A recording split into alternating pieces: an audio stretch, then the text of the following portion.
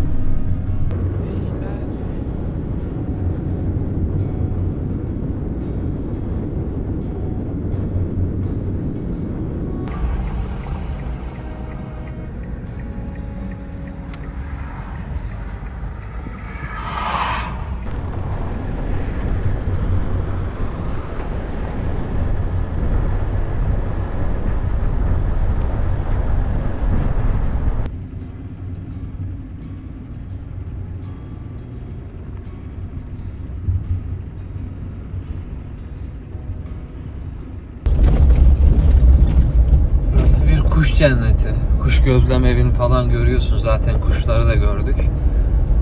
Göçmen kuşlar buraya kesinlikle uğruyor. Ve çok güzel bir yer. Ben çok hoşuma gidiyor.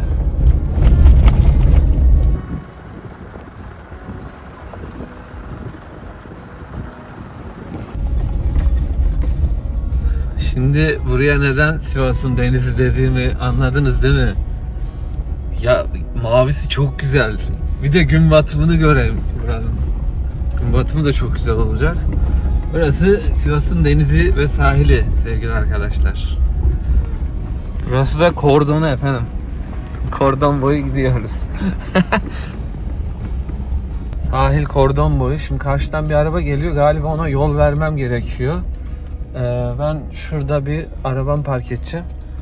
Ona bir yol vereyim, o geçsin. Şimdi bura gördüğünüz gibi çok küçük bir alana sahip. Tek şerit bir yol var. Muhteşem berraklıkta gölümüz. Kamp yerine ulaşınca. Bazı güzel yerlerin ulaşması zor olması gerekiyor.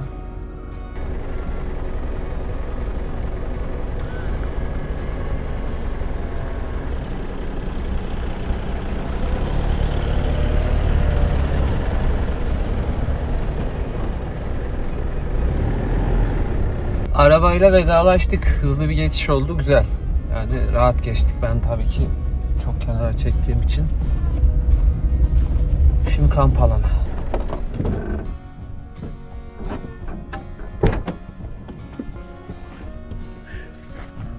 Şimdi yıllar önce geldiğimizde buraya kurmuştuk ama su seviyesi çok yükseldiği için şu an kurduğumuz yerin çok üstündeyiz. O yüzden orada aradığımızı bulamadık. Şimdi arabayla birazcık yavaş bir şekilde geldiğim yolu tekrar dönüyorum.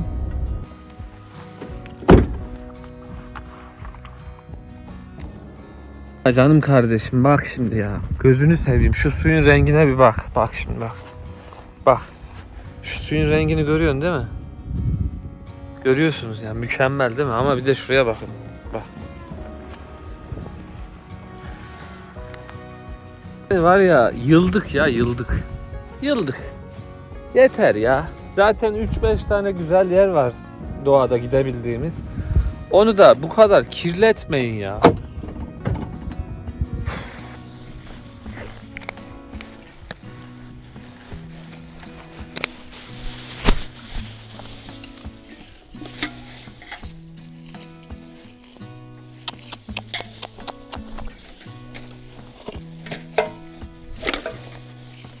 Önce bu çevremi temizleyeceğim. Yani çadır kuracağım yeri. Ondan sonra çevreyi temizlerim çünkü çok güneş ve çok sıcak şu an. Şimdi şurayı bir düzenleyeyim. Şu an bana yeteri temizlik var. Yani kurulacağım alanı temizledim. Çevreyi sonra temizleriz. Şimdi hemen göstereyim. Çok ufak bir peyzajla yaptım. Çöpleri aldım.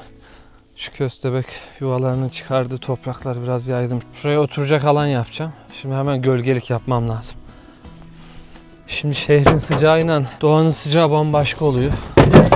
Gerçekten kafama vuruyor. Hemen gölgelik için organize olmam lazım. Çöp var diye moralimiz bozuk başladık ama şu an normale döndük. Aslında size şey diyecektim. Bu kampa hiç yemek getirmeden gelecektim. Ve balık tutabilirsem onu yiyecektim. Yoksa aç kalacaktım gibi. Sonra cesaret edemedim. Sonra da şöyle düşündüm. Aramızda bir etkileşim olsun.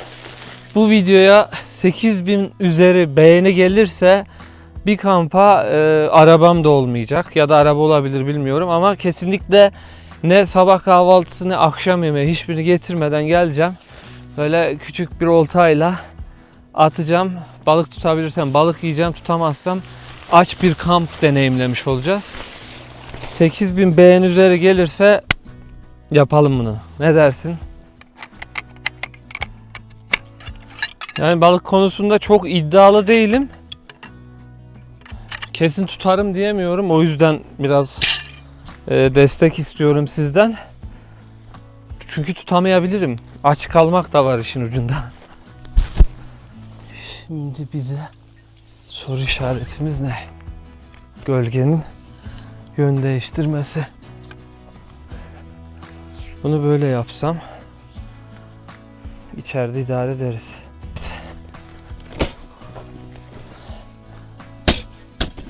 Şu yaz gününde gölgeyi kurduysak her şeyi hallederiz ya. Çadır yerimiz de zaten şurası olacak.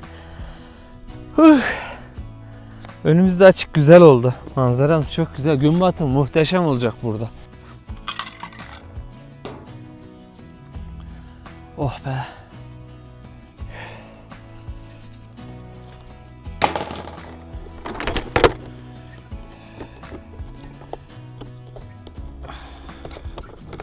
Bir platform yapmak için küçük çadır getirdim çünkü. Buraya büyük çadırın sığmayacağının farkındaydım. Diğer taraf olsa dahi sığmayacaktı. Çünkü çok bir yer yok. Gördüğünüz gibi. Yemeği de çadırın içinde yapamayacağım için o yüzden dışarıda yaparım dedim. Şöyle düz bir yerde bir platform olarak kullanacağım. Üstüne işte ocağı koyarız.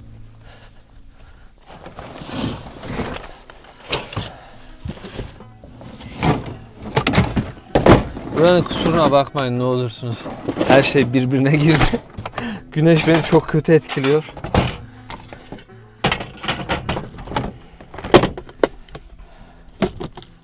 Heh.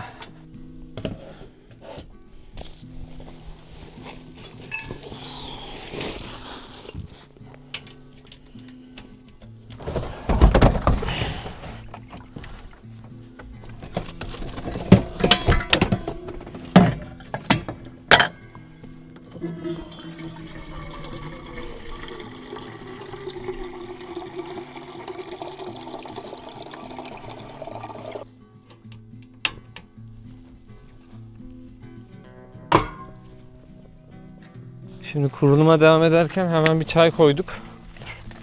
Şöyle yapalım. Heh. Gölgeyi de yaptık.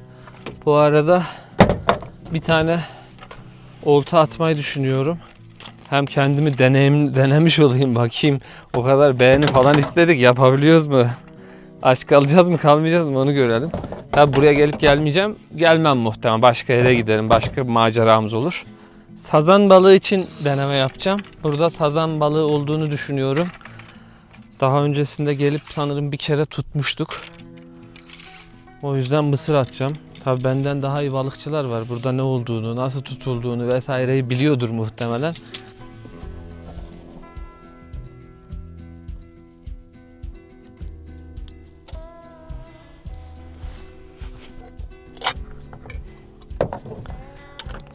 Şimdi mısır takmayı düşünüyorum demiştim. Şöyle bütün iğneyi kapatacak kadar mısır takacağım. Sabırlı olun, göstereceğim şimdi.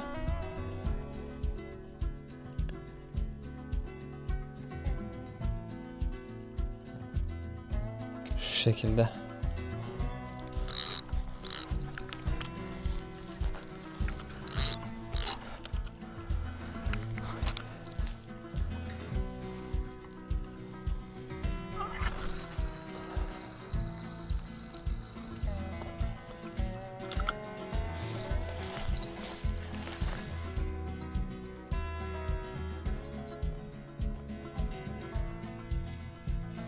Zil sesi duyarsanız haber edin.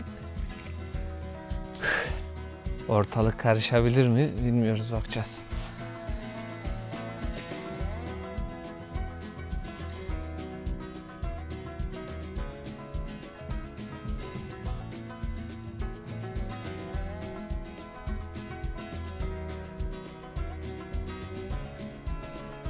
Çayı beklerken heveslendim, bir tane daha attım olta. O da şamandıra attım şurada. Bakalım. Hevesliyiz bugün.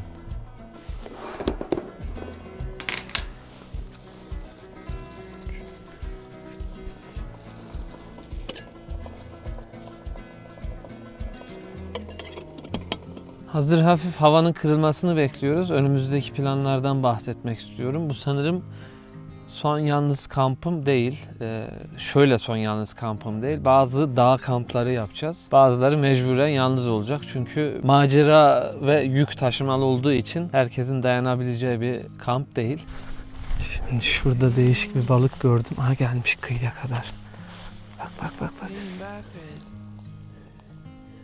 Su bu kadar berrak işte. Gördünüz mü? Sanki yüzmüyor da uçuyor gibi değil mi?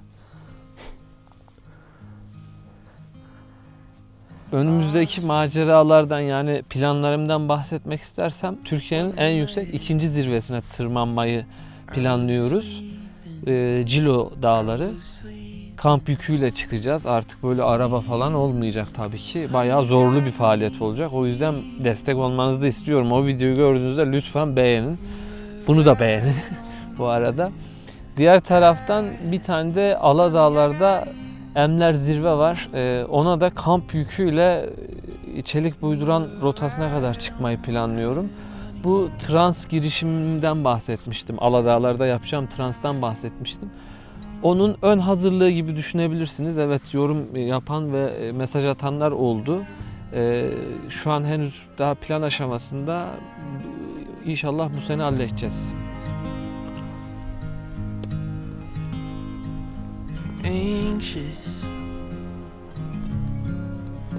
Anxious like a wreck. Water's rising, waves flooding in, like a castaway, floating on driftwood. I was sinking. Olta düştü. Allah.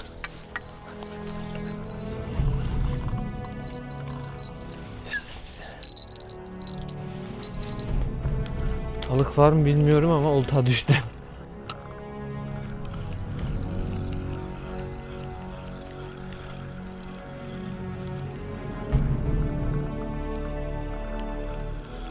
Balık olabilir.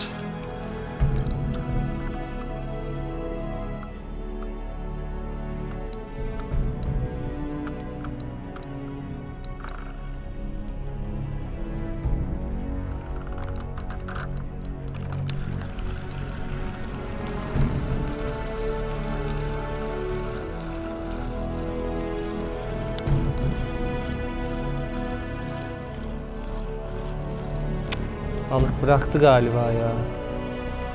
Evet. Ne, yosun mu? Tüh. Yemimizi yemiş. Yosunlara taktı. Kaçırdık, iyi mi? Kamerayı açayım diye ne kadar olta düştü ya. Tüh. Sağlık olsun. Sağlık olsun.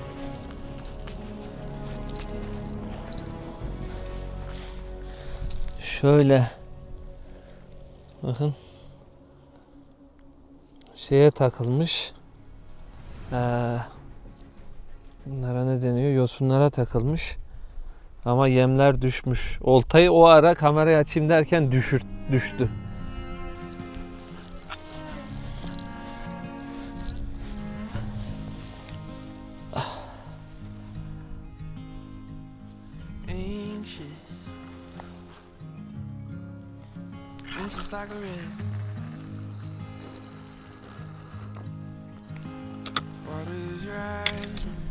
güzel bir şanstı ama çekim yapalım derken kaçırdık. Ama oltayı düşürmesi beni korkuttu. Dedim oltada gidiyor anasını satayım. Ay. Artık belli ki bir etkileşim olacak. Tek başına sudan çıkarması zor. Şimdi yeni fark ettim. Kaçmazsa size bir şey göstereceğim. Oltanın ucuna bakın bu arada.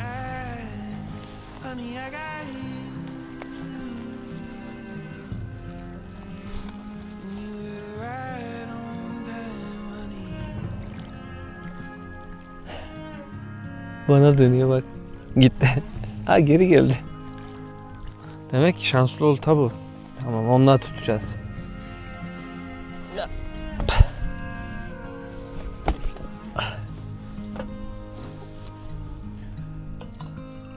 Oh.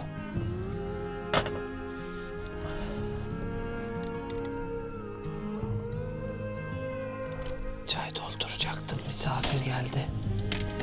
Misafirimi göstermek istiyorum size, bakın şimdi. Sessiz olursak çıkacak tabii ki.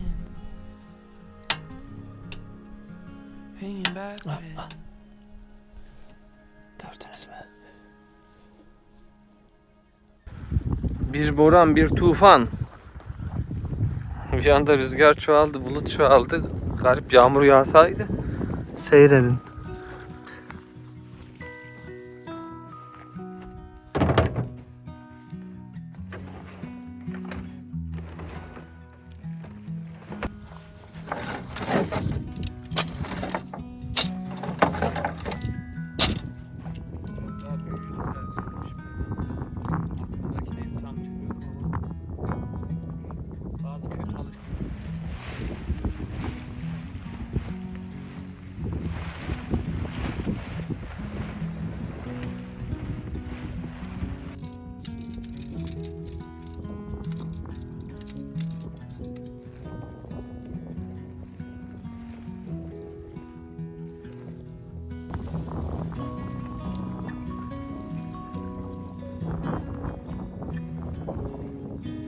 Aslında tahminimden daha az yer kapladı ya.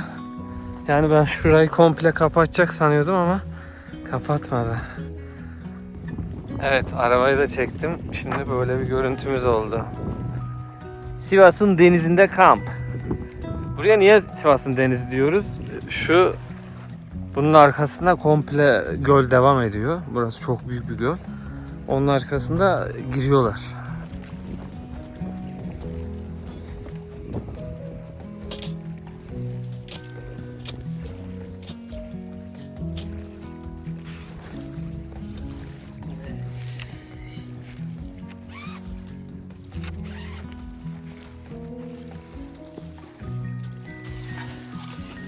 Kamp planımda içeride abartısız basit bir dekor yapacağım.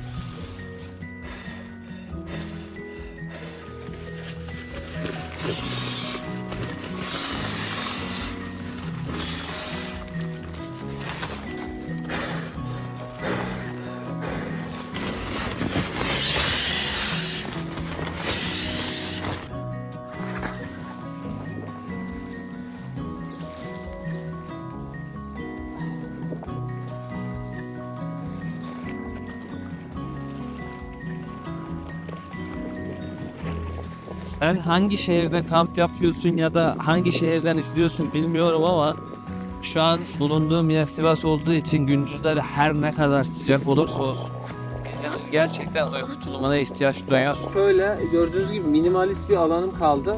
Güneş de buradan böyle batacak. Yani böyle başlayıp bu tarafa gidiyor. Şöyle oldu. Şu ipi de gereceğiz. Bölgemizde bu şekilde oldu.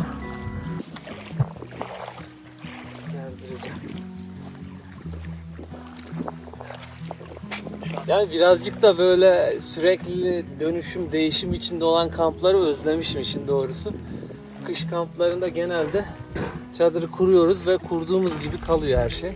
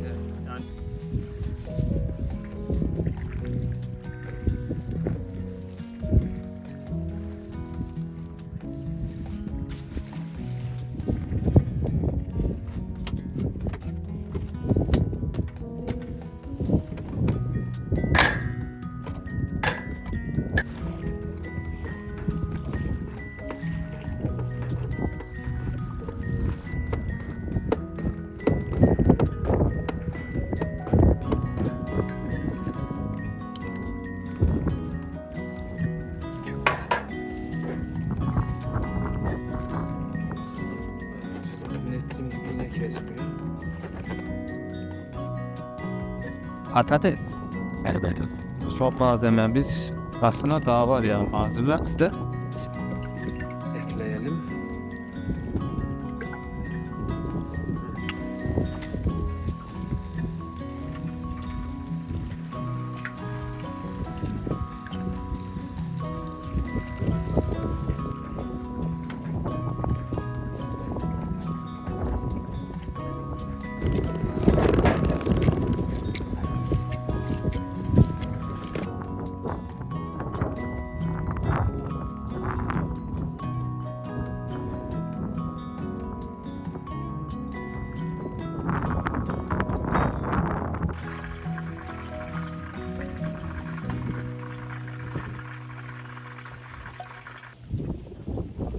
Anlayalım mı olup olmadığını?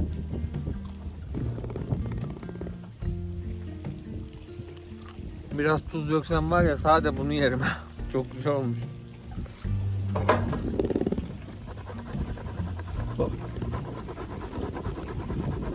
Sosuna geçtim ben bu arada. Sosu için bir yarım domates ama büyük. O yüzden yarım. Rendeliyoruz.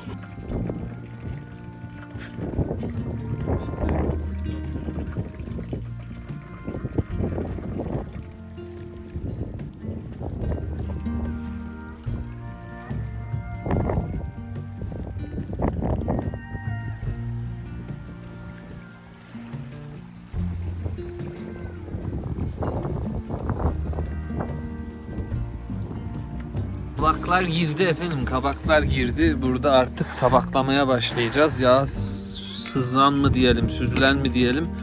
Bu arkadaşları artık temizlediğimiz tabağımıza alalım şöyle.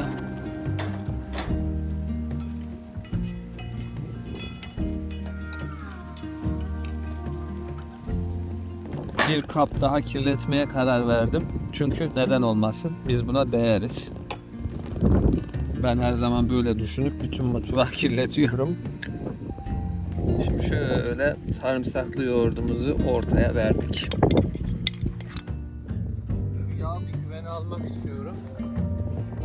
Kesin bunu gece toplayacağız galiba ya. Bize sıkıntı çıkarabilir. Bütün bir öğleden sonra güneşten kaçmakla, rüzgara direnmekle ve yemek yapmakla geçti. Bakın köpürme neredeyse bitti, yok denecek kadar az. Çizgide çok azaldı. Yani beyazlık gördüğünüz gibi bak yoğunluğu da arttı. Şöyle yaptığımda sıcaklıktan dolayı tabii ki çok şey ama emin olun biraz soğuduğunda bunun yoğunluğu çok fazla oldu.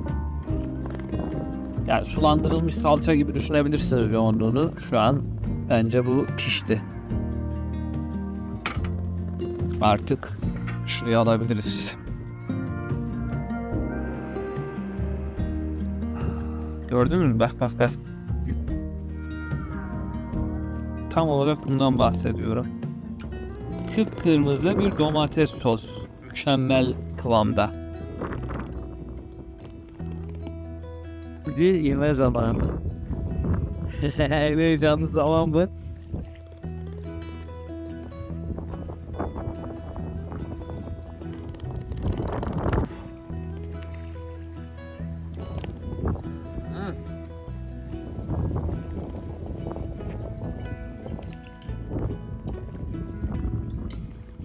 Bismillah.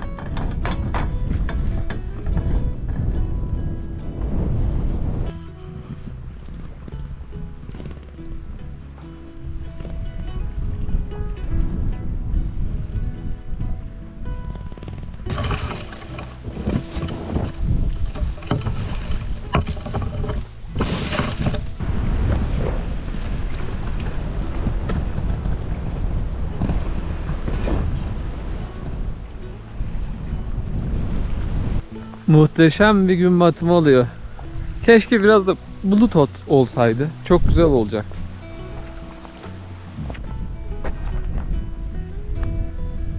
Bazı imkanlarımız olmadığı için kendimizi imkan yapıyoruz efendim.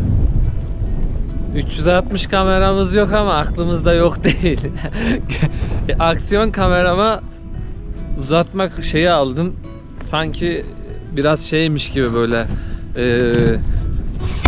o vibe'ı versin diye uğraşıyorum. Belki böyle yapınca size her tarafı gösterebilirim, gezdiğim yerleri. Çünkü genelde şu şekilde çekip şöyle çevirip bir daha çekmeye çalışıyorum. Ama tam tersi böyle yaptığımda daha kolay olacak her şey. İşte tam olarak bundan bahsediyordum bakın. Ya muhteşem değil mi? Benim mi hoşuma gidiyor acaba? Muhteşem, muhteşem.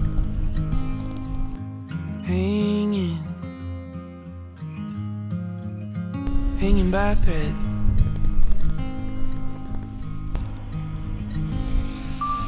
Lonesome,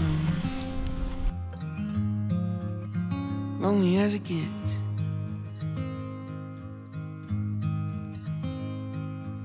Lost in wandering in my head. Buranın ismini birlikte koyalım. Buranın muhtemelen bir ismi yok. Ben buraya birkaç defa daha geldim. Kamp bir kere kurmuştuk o ilerisine.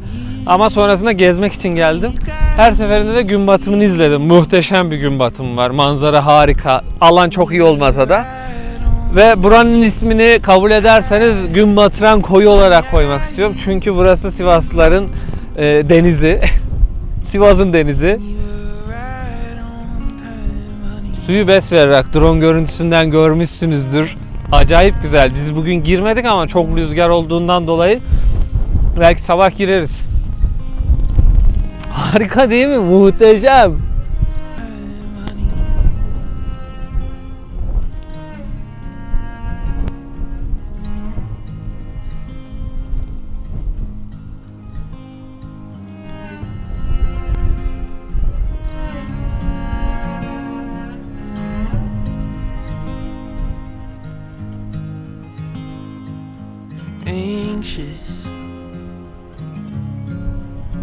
Anxious like a wreck. Waters rising. Yani buranın atmosferini ve ambiyansını elimden geldiğince size göstermek için her şeyi yaptım. Yukarı çıktım, aşağı indim. Şu rüzgarda drone kaldırdım. İnşallah beğenirsiniz ama mükemmel ya. Şu an için her şey değdi biliyor musunuz? Yani her şeyi şu an için gelmiştik. Hemen bir keyif çayı. Hemen keyif çayı.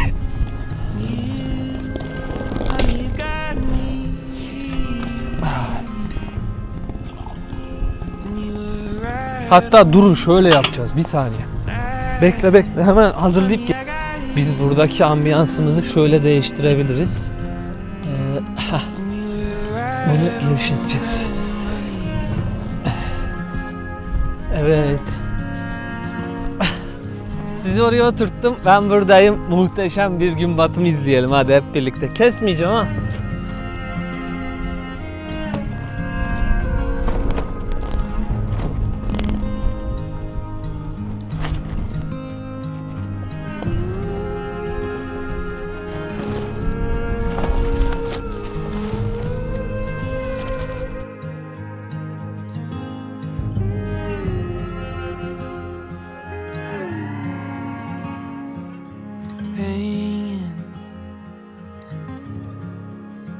Hanging by a thread.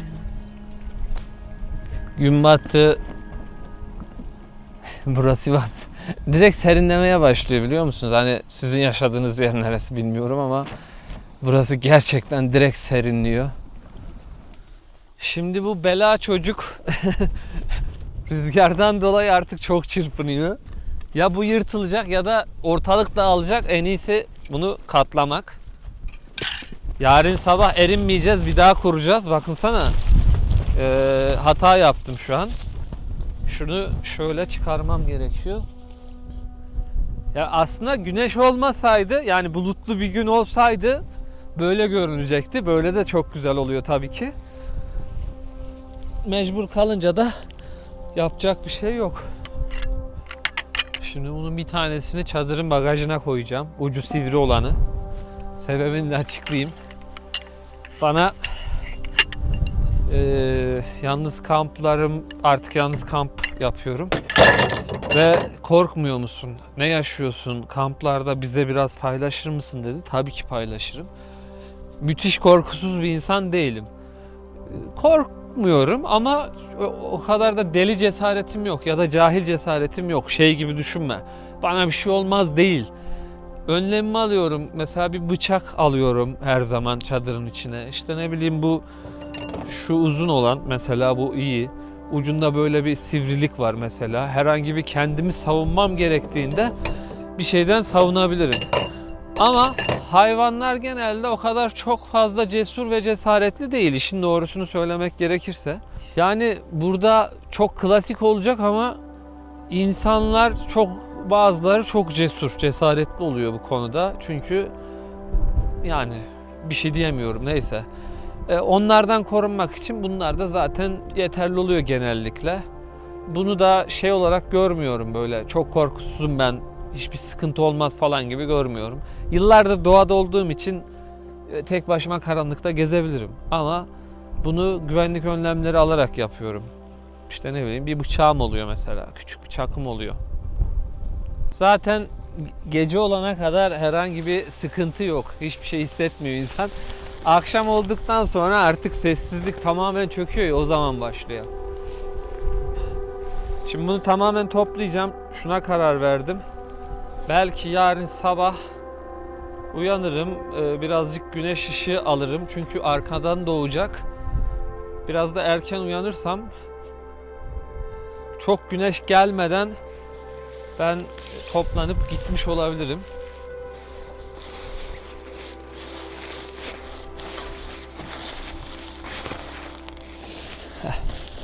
Tamam.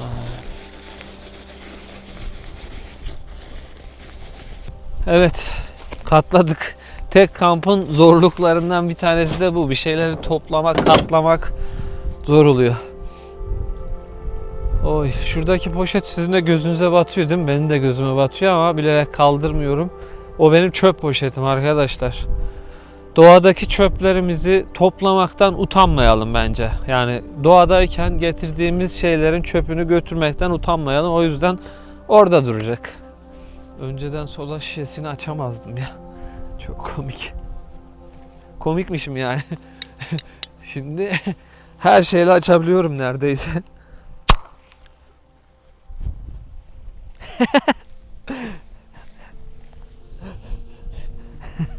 Gördüğünüz gibi bomba gibi patlıyor. Aga be.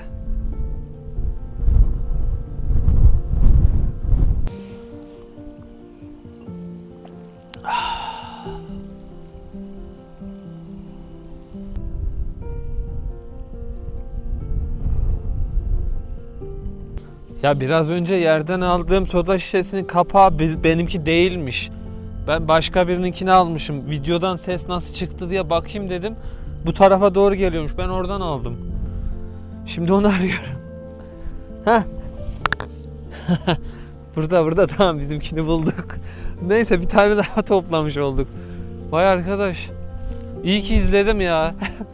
Bu arada tam gün batımı kızıllığı şimdi geldi.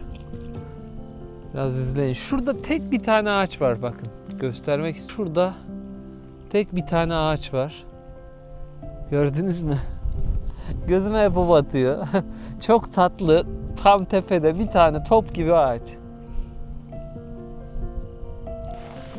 Bir de bir iki ışık yakayım şuraya. En azından burada olduğumuz belli olsun artık. Oh be.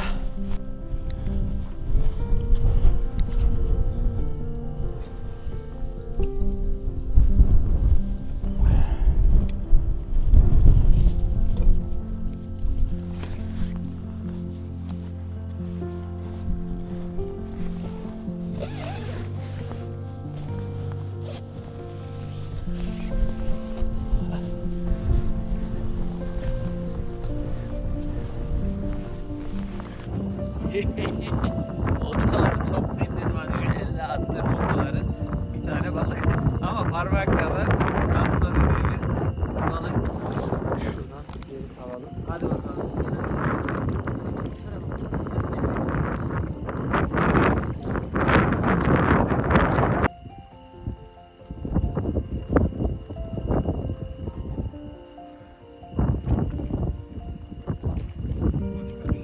Şimdi seste de bir problem yaşamışız. Mikrofon yerinden çıkmış. Rüzgar fazla olduğu için duyulmamıştır muhtemelen.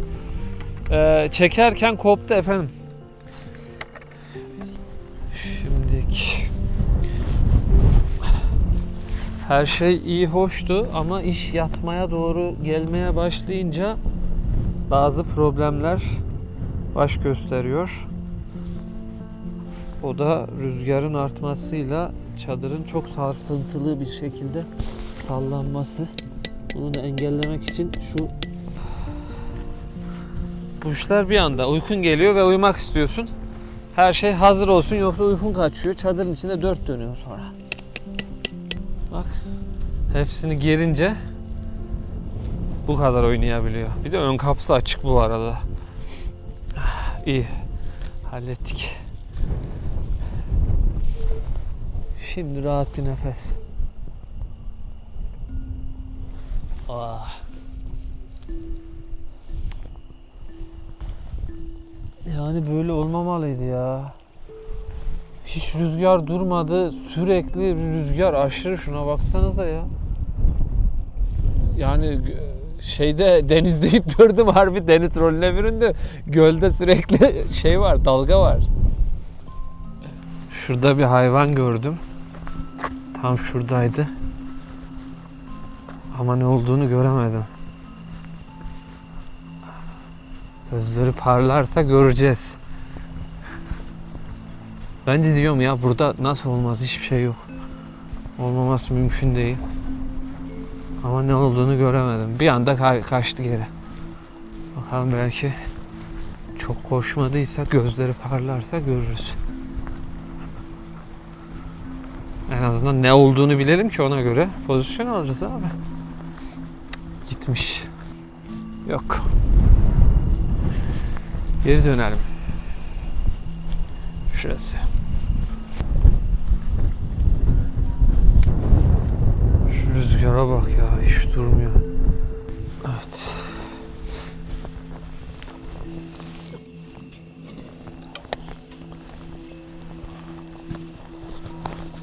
Çünkü bura acayip sinek dolu.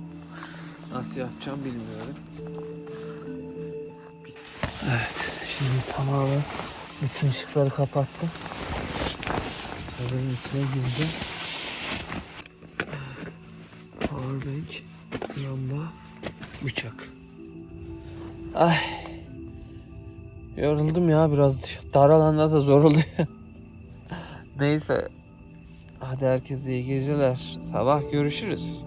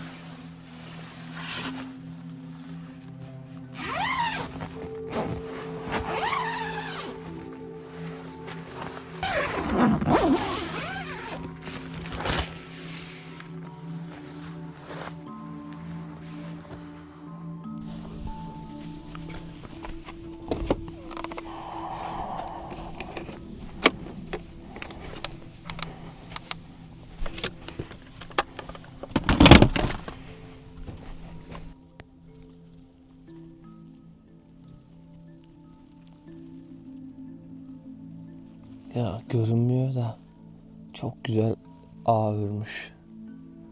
En ortasında da kendi duruyor şurada.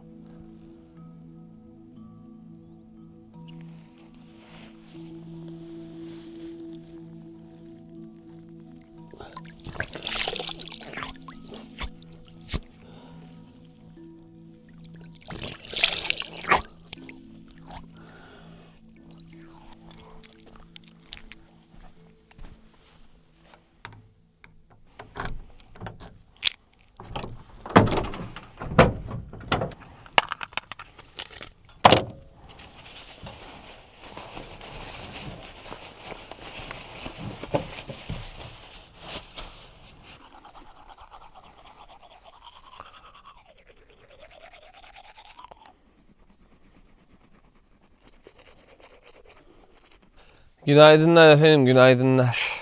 Arabayı bilerek buraya çekmiştim. Belki biraz uyursam güneş çadırın üstüne tam gelmesin de biraz daha uyuyayım diye. Planladığım gibi de oldu işin doğrusu. En azından 8'e kadar uyuyabildim.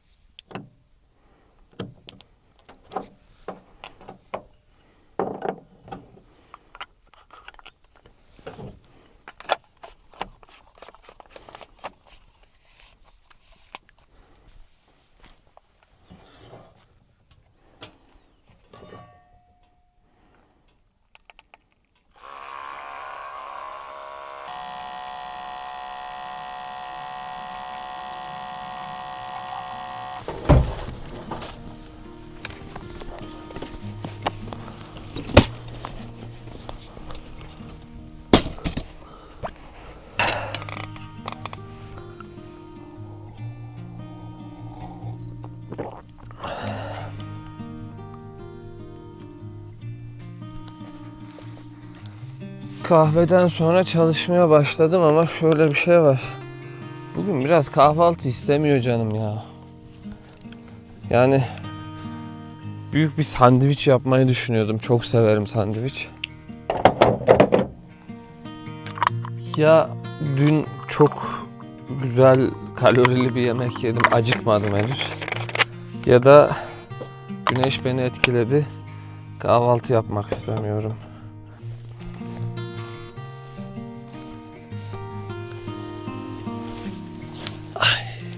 Şöyle bir karar aldım, gölge diye buraya oturdum. Şu an gölge hiçbir yer yok. Gölgeliği de kurmak istemiyorum. Hafif rüzgar başlıyor. O yüzden toplanacağım çadır kuruduktan sonra. Şöyle biraz gideceğim. Büyük bir göl olduğu için biraz etrafında döneceğim. İlla ki bazı koyları daha var. Hani dağın altında kalmış. Belki orada gölge bulursak orada kahvaltı yaparız. Hani salatalık yiyeceğim çünkü midem bulanmaya başladı. Bu kahvaltı yapmadığımdan dolayı değil, saat çok geç değil henüz. Bu muhtemelen tahminim şu. Dün çok güneş olduğu zaman geldim ve güneşin altında kaldım ya, güneş çarptı.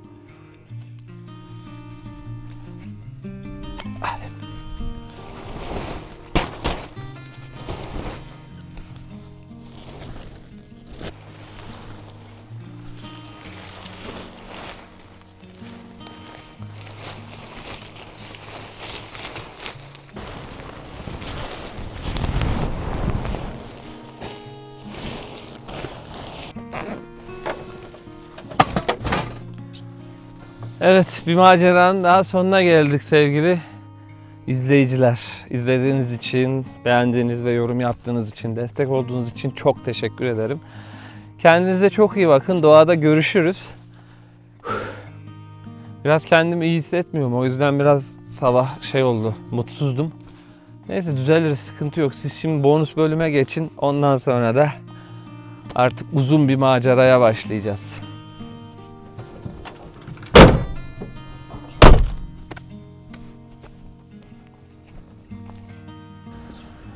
Sen saat kaçta izliyorsun bunu bilmiyorum ama ben bir günaydını hak ediyorum. Sabah şu an saat 6:30.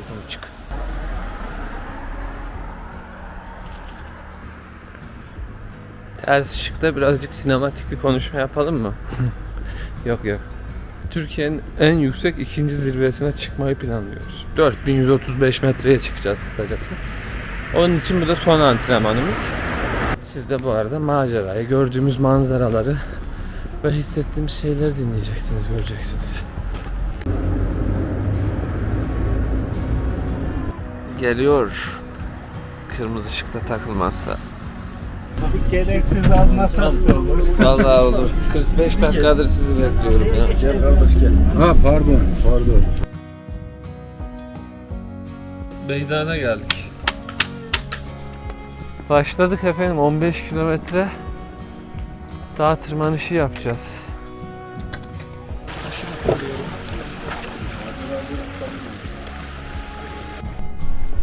Güzel bir kayalık vadi var burada.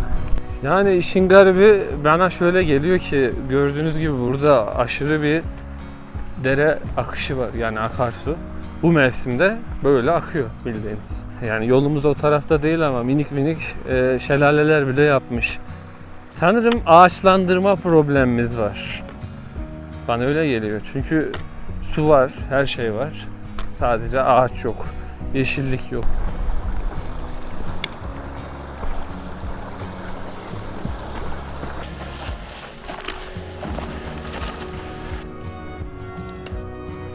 Yükseldik, karşıda orman var. Karşıki dağlar cenderme değil, orman. Teşekkür ederim. Dağcılıktaki birinci kuralımız şu: kesinlikle nefes kontrolü. Adem hocam her zaman yürüyüşlerimizi çekiyor. Kamerada çıkacak mı bilmiyorum da şuradaydık. Oradaki köyden geldik. Mola verdik bu arada, ilk molamız. Sizden denetten yukarı çıkacağız.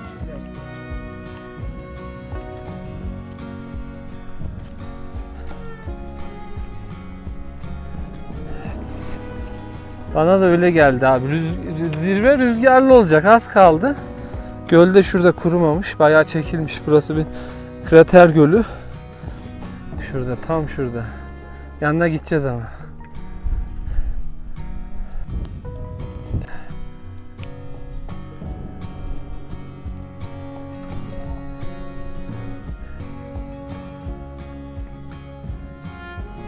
Oy.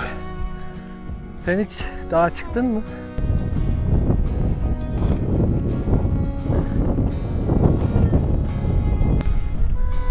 İşin güzel tarafı şu: ben buraya ilk defa çıkıyorum. Burası Sivas Beydağı. 2800 metresini tam söylerim birazdan. Birlikte çıkmış olduk. Şurada bazı işaretler var, onları göstereceğim size. Yeni gördüm.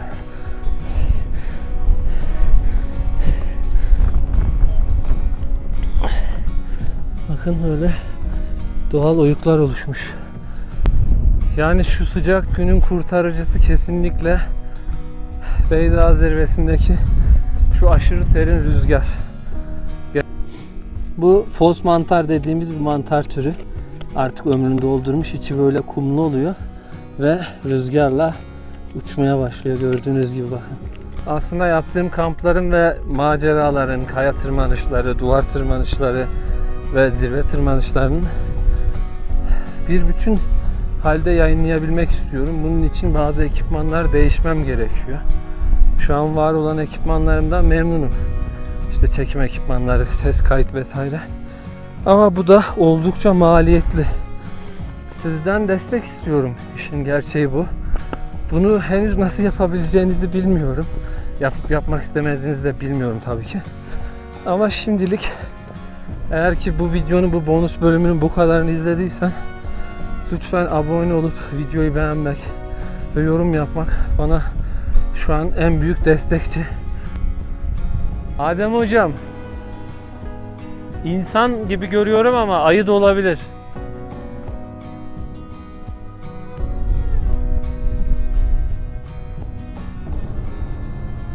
Evet, tammış, 2 kişilermiş.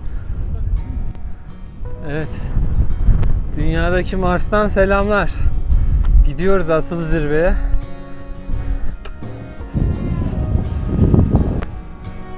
Şimdi bunlar avcı sanırım. Selamünaleyküm. Merhabalar. Merhaba.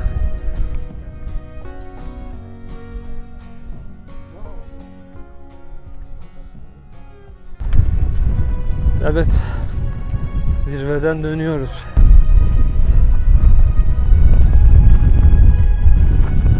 Evet. İlk zirveden sonra artık gruptan ayrıldım. Göle kadar koşma kararı aldım. Çünkü bu faaliyetin bir amacı vardı. Başta söylemiştim, Türkiye'nin en yüksek 2. zirvesine tırmanacağım diye.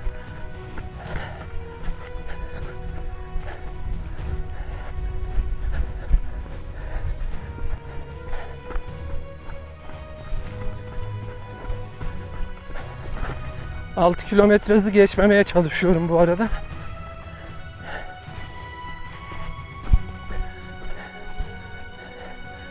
Geldik.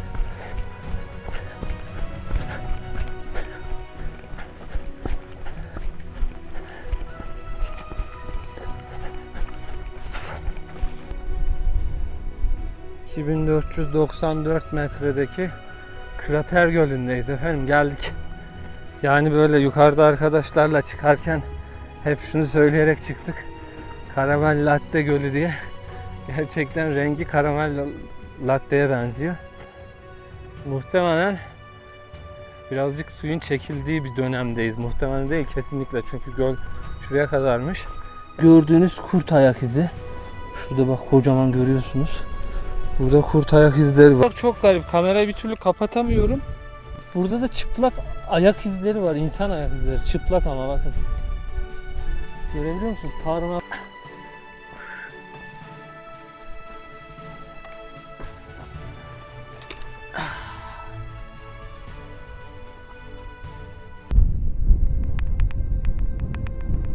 Bakın şuradaki pazar günü zirveden irtifa düşerken öğleden sonra bir göle selam verdik ve yolumuza devam ediyoruz. Peki dağcılık yolda olmak mı, yoldan çıkmak mı diye bir soru geldi biraz önce düşünürken göl kenarında.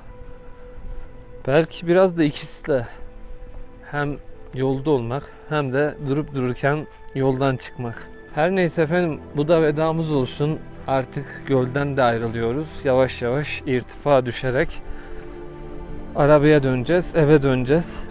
Eğer bir hayvan ya da enteresan bir şey görürsem tabii ki kameram her zaman açık olacak ve birlikte yaşayacağız bu macerayı. Eğer ki bir şey olmazsa bu da bir görüşürüz vedası olsun. Kendinize çok iyi bakın. Videoyu izlediğiniz için, bana destek olduğunuz için, birlikte maceraları yaşadığımız için çok teşekkür ederim. Doğada görüşmek üzere.